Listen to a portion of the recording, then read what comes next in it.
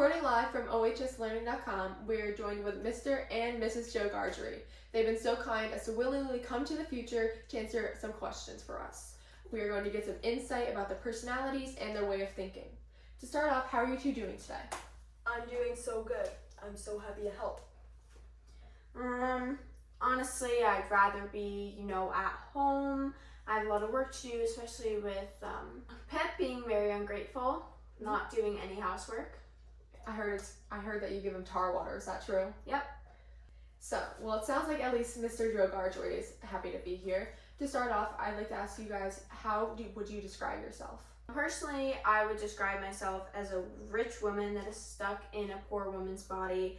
I don't need to be working in the kitchen all day, and I think I deserve more. I'm a mild, good-natured, sweet-tempered, easygoing, foolish dear fellow. I try to be humble and be gentle with Pip. I do what I can to give him the best life.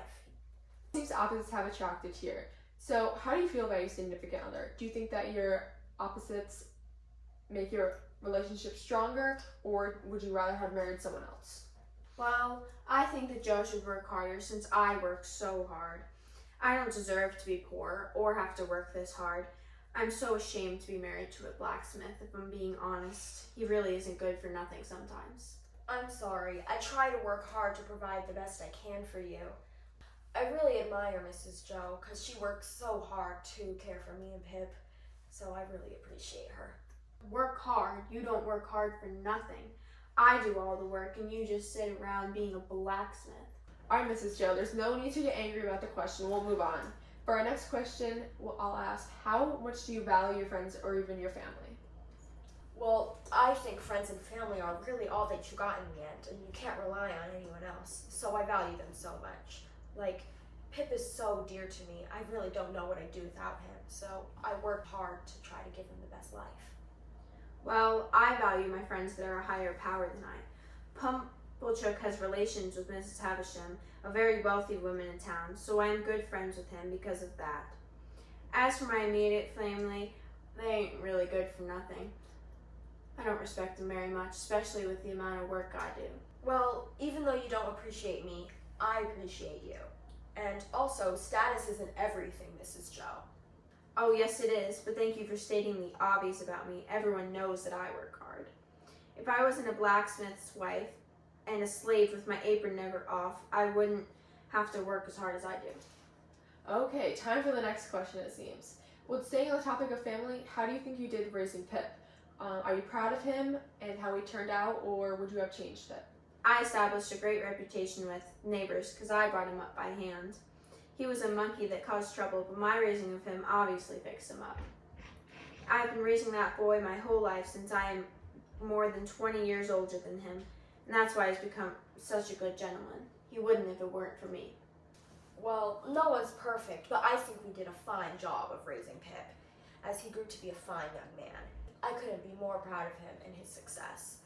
He went from this little boy in the forge to working in the shop with me and then becoming a gentleman. I think we really guided him in the right direction throughout the years. Even though he didn't love my line of work, I'm proud that he found something that he's passionate about, even if it ain't blacksmithing. That boy became a gentleman more because of me and my connections now. Yes, dear, you worked very hard to make Pip successful. Yes, I did. Well, it's clear that Pip grew up with two very different authority figures. So for our last question, I'd like to ask, what personal expectations did you have for Pip as he grew older? I simply want Pip to be happy with how he lives. I only expect him to be a kind, humble, and loving young man who supports his family. Well, I always expected that boy to grow up and not only support his family, but earn enough hard-worked money that he could give me the life I always deserved. Considering I gave up my entire life for that boy and he's just become a gentleman, not grateful for anything I did. Well, if he grows up to be a giving and appreciative person, I think we've succeeded in raising him, and you should be proud. Nevertheless, I should get something out of what he becomes since I did all the work.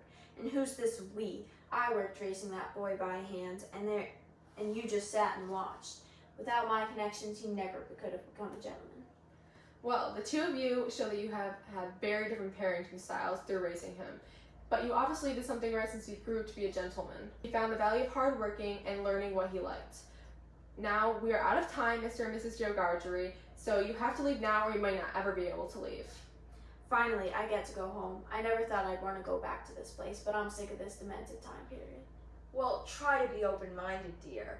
Don't you dare speak to me like that. You know I'm just sick of you. Well, there they go, back to Victorian era. That was quite a couple.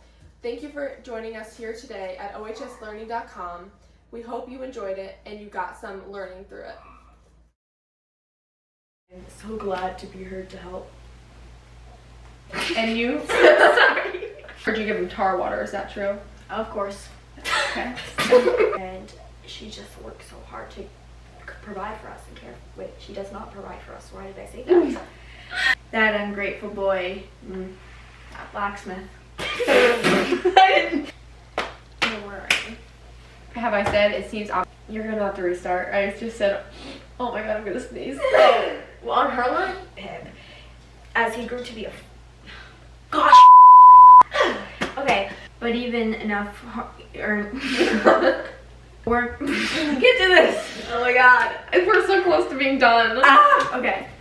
Never thought I'd want to go back to To hit me and like we go again. back I have to hit you Yes. again.